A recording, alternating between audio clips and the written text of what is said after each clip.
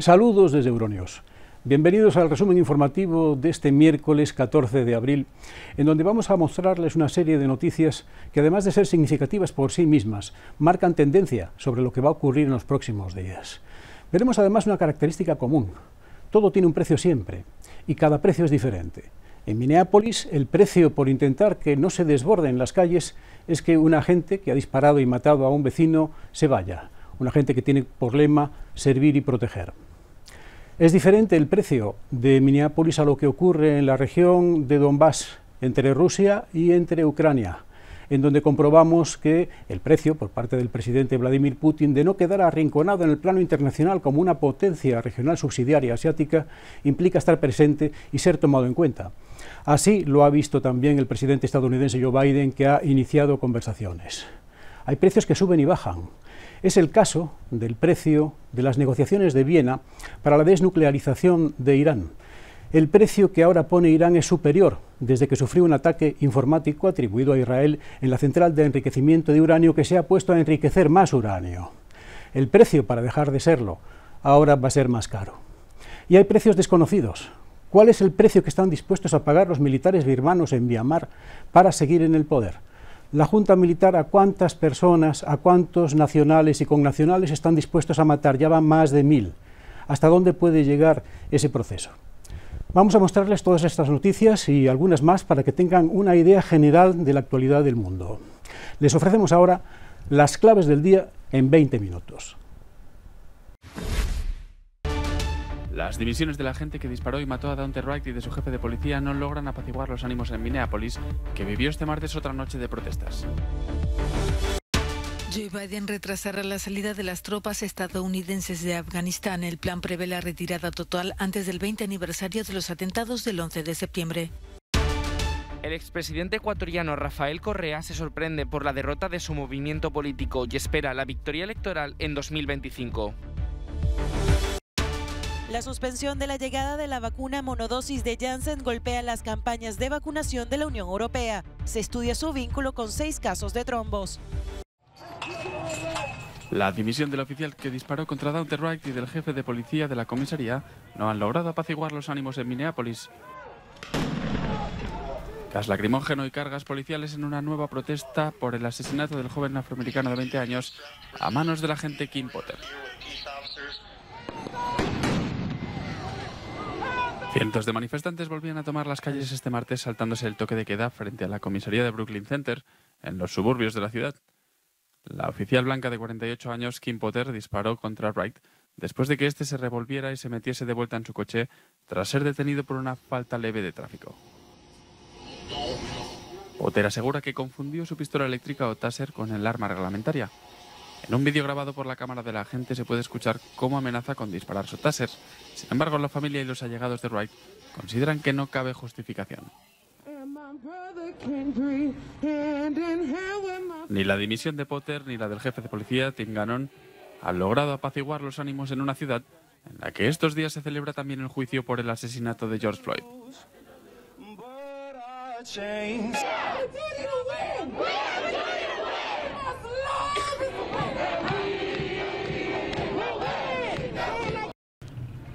Joe Biden retrasará la retirada de las tropas estadounidenses que quedan en Afganistán, negociada por su antecesor Donald Trump con los talibanes para el próximo 1 de mayo.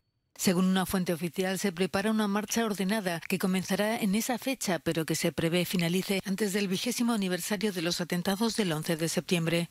Biden no impondrá ninguna condición para el repliegue, pero la fuente ha recalcado que se ha avisado a los talibanes de que responderán con fuerza a cualquier ataque contra sus militares durante la operación. Actualmente hay unos 3.500 efectivos estadounidenses en el país asiático, 2.500 militares y 1.000 miembros de las fuerzas especiales. La OTAN cuenta allí con 7.000 soldados de otras nacionalidades. Washington se coordinará con la Alianza Atlántica para que retire sus fuerzas en el mismo plazo. Biden anunciará formalmente el plan el próximo miércoles. Se pondrá así fin a la guerra más larga de la historia de Estados Unidos. Dialogar para bajar las tensiones. Ese ha sido el eje de las conversaciones telefónicas entre Vladimir Putin y Joe Biden, en medio de la creciente tensión militar en la frontera entre Rusia y Ucrania. El presidente Biden ha propuesto llevar a cabo una cumbre con su homólogo ruso. Moscú confirmó la propuesta, pero sin dar detalles de su respuesta. Según la Casa Blanca, Biden presionó a Putin sobre el aumento de la presencia militar en la frontera. Además, resaltó el compromiso inquebrantable de Estados Unidos con la soberanía y la integridad territorial de Ucrania. Ucrania y sus aliados de Occidente acusan a Rusia de desplegar más de 80.000 soldados en la frontera que comparten, lo que ha agitado el fantasma de una invasión militar. El temor ha movilizado a la diplomacia ucraniana en las últimas semanas. Se ha dedicado a presionar a los miembros de la OTAN para acelerar su posible adhesión a la organización. Ante las denuncias de Ucrania, el secretario general de la OTAN responde. La considerable expansión militar de Rusia es injustificada, inexplicable y profundamente preocupante. Rusia debe poner fin a esta expansión militar en Ucrania y sus alrededores, detener sus provocaciones y reducir la tensión inmediatamente. Ucrania no quiere la guerra, no planeamos ninguna ofensiva o escalada. Ucrania se ciñe a los medios diplomáticos y políticos para resolver el conflicto.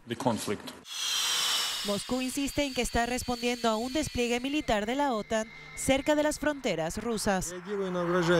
En respuesta a las actividades militares de la OTAN que amenazan a Rusia, hemos tomado las medidas adecuadas. En el plazo de 3 semanas, 2 ejércitos y 3 formaciones aerotransportadas se desplegaron con éxito en las fronteras de la Federación Rusa, en zonas donde se realizaron misiones de entrenamiento y combate. Las tropas han demostrado su plena disposición y capacidad para llevar a cabo tareas que garanticen la seguridad militar del país. El conflicto en la región del Donbass ha vuelto a encenderse. Se suceden los enfrentamientos entre el ejército ucraniano y las fuerzas separatistas prorrusas. La victoria de Guillermo Lasso en las elecciones presidenciales en Ecuador concluye un capítulo de más de 20 años de gobiernos de izquierda en el poder. La derrota del candidato Andrés Arauz, el heredero político del correísmo, fue una sorpresa para el mismo Rafael Correa. Desde México, el expresidente ecuatoriano admite que esperaba que el resultado fuera diferente, pero que este revés electoral no supone la muerte de su movimiento político que lidera desde la distancia. Correa tiene 4 años en el exilio. Tenemos 48% casi del apoyo popular, entonces nos hubiera gustado ganar. Y eso acababa esta pesadilla, persecución de la destrucción del país. No se dio, Dios sabe lo que hace, por qué suceden las cosas, pero somos de largo la mayor fuerza política del país. La ausencia de Correa en Ecuador no impidió que la Corte Nacional lo condenara por corrupción en abril de 2020. El expresidente denuncia una caza de brujas en su contra por parte del presidente saliente Lenín Moreno, quien fuera su mano derecha. Dice que nada cambiará con Lasso. Yo dudo mucho que dé indulto, pero si da un indulto yo no lo aceptaré. Y entiendo muy bien mis compañeros encarcelados si lo aceptan, pero mi vida en el mediano plazo está en Bélgica. Así, residenciado en Bélgica, Rafael Correa, figura emblemática de la izquierda latinoamericana, asegura que su partido, Unión por la Esperanza, será la nueva oposición del gobierno de Guillermo Lasso, esperando por una nueva oportunidad electoral en 2025. Nadie debe ser imprescindible, pero hay muchos necesarios, algunos muy necesarios. Yo temo que en este periodo soy muy necesario. Y yo creo que en el 2025 la podemos ganar. Para entonces estará en manos de los ecuatorianos decidir si reabrir o no el capítulo del correísmo. Irán aumentará el enriquecimiento de uranio al 60% en respuesta al sabotaje que las autoridades del país dicen haber sufrido por parte de Israel y que tras una explosión dejó sin suministro eléctrico a la planta de Natanz el pasado domingo. Habilitar hoy las centrifugadoras IR6 en Natanz y llevar el enriquecimiento al 60%. Esta es la respuesta a su malicia.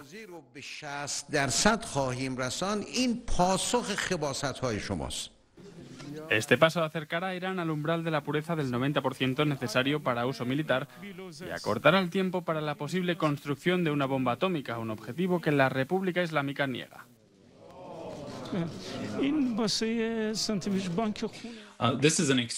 Se trata de un acontecimiento extremadamente preocupante, porque el enriquecimiento del 60% está peligrosamente cerca del uranio de grado armamentístico, y esto aumentará la preocupación internacional sobre el programa nuclear de Irán. Sin duda aumentarán las tensiones y eso va a dificultar mucho más los esfuerzos para reactivar el acuerdo nuclear de 2015.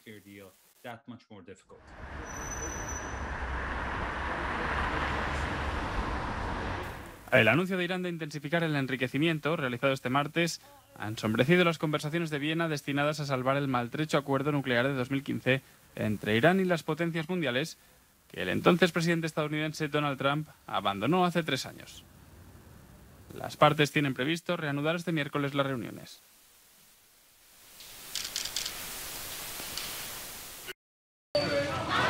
Naciones Unidas advierte que la situación en Birmania puede degenerar en una guerra civil. Este martes se ha informado de que el gobierno militar ha condenado a muerte a al menos 23 civiles por haber participado en manifestaciones contra el golpe de Estado con el que se hicieron con el poder el pasado febrero. A pesar de la brutal represión, las protestas continúan. En un comunicado, la chilena Michelle Bachelet, alta comisionada para los derechos humanos, compara esta crisis con la vivida en Siria en 2011. Temo que la situación en Birmania se encamine hacia el estallido de un conflicto. Los Estados no deben permitir que se repitan los errores mortales del pasado ocurridos en Siria y otros lugares, asegura. Bachelet ha pedido a los países con algún tipo de influencia que presionen a los militares para que dejen de asesinar a su propia gente y a las naciones vecinas que faciliten la entrada a quienes huyan de allí. Más de 700 civiles han sido asesinados y más de 3.000 permanecen detenidos. Los golpistas esgrimen que actúan de forma proporcional contra los que llaman violentos agitadores. Los países de la Unión Europea continuarán vacunando a pesar de las adversidades. Esta vez ha sido el retraso de la llegada de la vacuna de Janssen, después de que las autoridades estadounidenses hayan recomendado suspender su uso para estudiar 6 casos de trombos registrados en el país norteamericano. Pero la comisaria europea de salud, Stella Kyriakides, admite que las campañas de vacunación en la UE sí se verán afectadas. Johnson & Johnson, filial de la farmacéutica Janssen, había comenzado el suministro de la vacuna monodosis en la UE esta semana. Italia había recibido su primer envío de 184.000 dosis, mientras que España esperaba recibir 300.000 dosis este miércoles. Pero el envío y el uso de la vacuna ha quedado paralizado hasta que la EMA y los Centros para el Control y Prevención de Enfermedades de Estados Unidos le vuelvan a dar luz verde. El presidente de la Cruz Roja italiana se mostró preocupado por el anuncio. Imagino que habrá repercusiones ya que estamos esperando millones de dosis. Pero esto significa que los controles están funcionando. Si hay que ser precavidos, hay que serlo. La vacuna de Janssen es clave para agilizar la inmunización contra la COVID-19, al tratarse de un fármaco que solo se administra una vez, la única de su característica disponible en el mercado. 7 millones de estadounidenses han recibido esta vacuna y hasta ahora solo se han detectado 6 casos de trombos que las autoridades definen como raros pero graves. El gobierno francés suspende los vuelos con Brasil, siguiendo la senda de Portugal, que ya ha detenido las conexiones aéreas con el país latinoamericano. España o Reino Unido ya imponen una cuarentena de 10 días a los que llegan de allí. El Ejecutivo actúa presionado por la oposición, aunque sobre todo por los datos de mortalidad y transmisión de la variante brasileña del coronavirus. Hay razones para estar preocupados si llega y se extiende por Europa. Podría causar una cuarta ola que sería muy mortal. El riesgo justifica tomar medidas adicionales.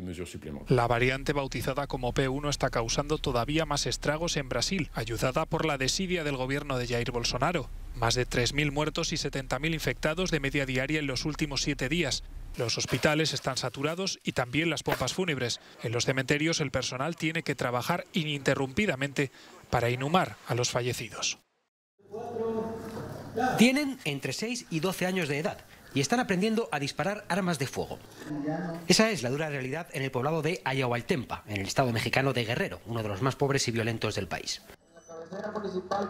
Bajo la atenta mirada de sus madres, los menores son adiestrados para protegerse y proteger a los suyos del acoso de los narcotraficantes.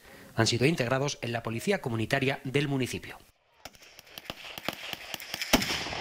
Desde hace varios años, Ayahualtempa es objetivo constante de una banda conocida como Los Ardillos, debido a su emplazamiento clave para la producción y el tráfico de goma de opio, materia prima con la que se produce heroína. Al menos 9 lugareños han sido asesinados por este grupo en los últimos 2 años. Las autoridades comunitarias aseguran sentirse totalmente desamparadas por parte del gobierno central, al que han pedido ayuda sin suerte en numerosas ocasiones, lo que les ha llevado a tomar esta drástica e impactante decisión.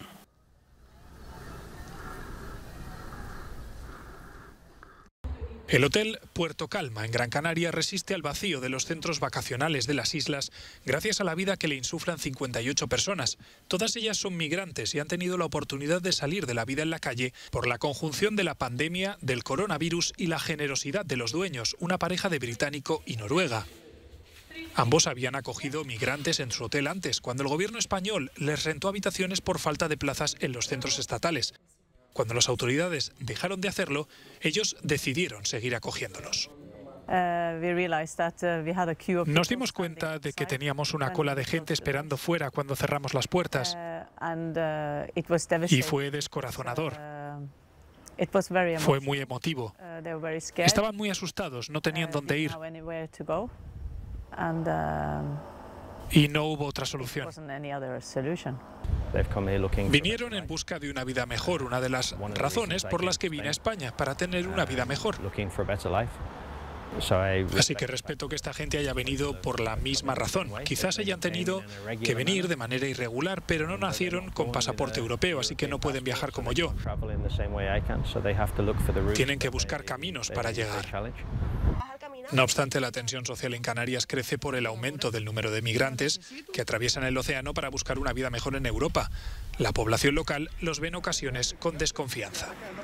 Sí, yo llegué aquí para buscar mi vida, buscar mi futuro también. Allá no hay trabajo, no hay nada. Ya sea en el hotel, en los centros o en la calle, para ninguno de ellos la situación es fácil. Con la pandemia no hay trabajo en Canarias y moverse al continente está muy restringido. Y sin trabajo no pueden salir adelante ni ellos ni sus familias, el objetivo final de su peligroso viaje. Volkswagen sigue pagando por el famoso Dieselgate. 6 años después del escándalo de emisiones del fabricante de coches, el Tribunal Federal de Justicia de Karlsruhe desestimaba este martes un recurso presentado por la automovilística referente a las compensaciones a los clientes. Volkswagen, por tanto, deberá indemnizar con 3.300 euros a un cliente que compró en 2013 uno de sus diésel trucados.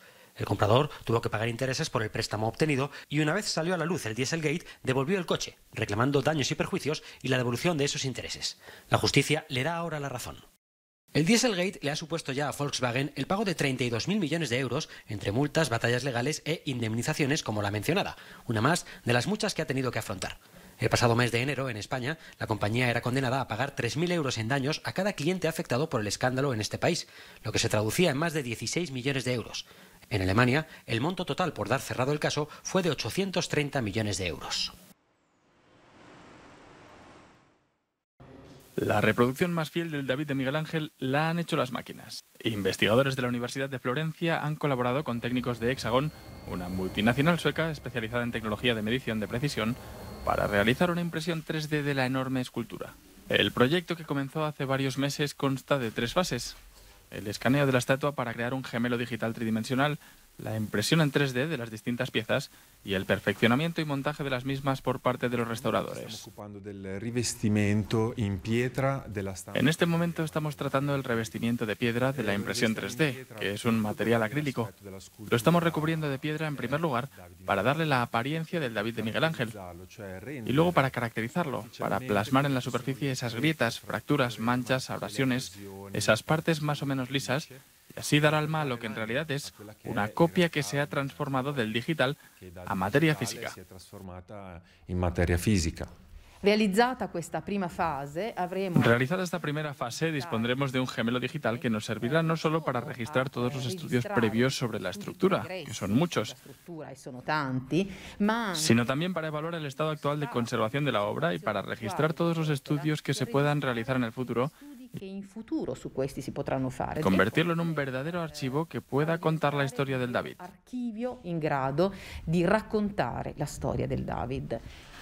Mientras que el gemelo en 3D se convertirá en la estrella del pabellón de Italia en la reprogramada Expo 2020 de Dubái el próximo mes de octubre, el David original espera el regreso de los más de 1,5 millones de visitantes que acudían cada año a la galería de la Academia de Florencia, procedentes de todo el mundo, antes de la pandemia. El último documental del realizador ruso Víctor Kosakovsky es toda una apuesta. Hacer que el público experimente la convivencia con una cerda y los animales de la granja. Una inmersión total para un resultado tan impresionante como conmovedor, con una técnica de vanguardia y una preparación meticulosa para captar estos momentos únicos. Preparo la pocilga donde vive Gunda, coloco el objetivo dentro de modo que pueda moverse 360 grados alrededor. El equipo está fuera y no molesta su espacio, por lo que no la molestamos demasiado, que es lo importante. Es muy fácil, por decirlo en 2 palabras, es una historia de amor. Una historia de amor y también de dolor que se remonta a la infancia, cuando vio a su cerdo favorito convertido en chuletas. En los años 60 fue uno de los primeros vegetarianos conocidos en la antigua Unión Soviética.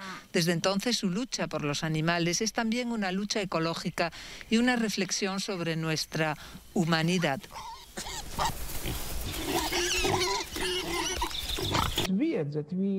Es extraño que matemos a 1.000 millones de cerdos al año. Ni siquiera nos parece raro, ¿verdad? Estamos matando 500 millones de vacas al año y ni siquiera nos cuestionamos. ¿Es correcto? ¿Es correcto que estemos matando a 50.000 millones de pollos al año? Es hora de la revolución de la empatía. Gunda se estrena en los cines estadounidenses el 16 de abril de 2021 y en toda Europa esta primavera. Y hasta aquí hemos llegado en Euronews hoy. Muchas gracias por acompañarnos. Vamos a despedirnos con un comment que nos demuestra que pese a todo lo que pase, los niños siguen siendo niños, quieren seguir siendo niños cuando el país en el que están se lo permite. No es así el caso de Myanmar, como han podido comprobar. El Zoo de Londres, uno de los clásicos, se ha reabierto después de 3 meses de cierre. Algo a celebrar que van a poder ver. Por lo demás, pueden seguir ustedes viendo en cada momento, a las 24 horas del día, la actualidad que les presentamos en Euronews, también en las redes sociales. Mañana de nuevo aquí con este informativo. Muchas gracias por acompañarnos.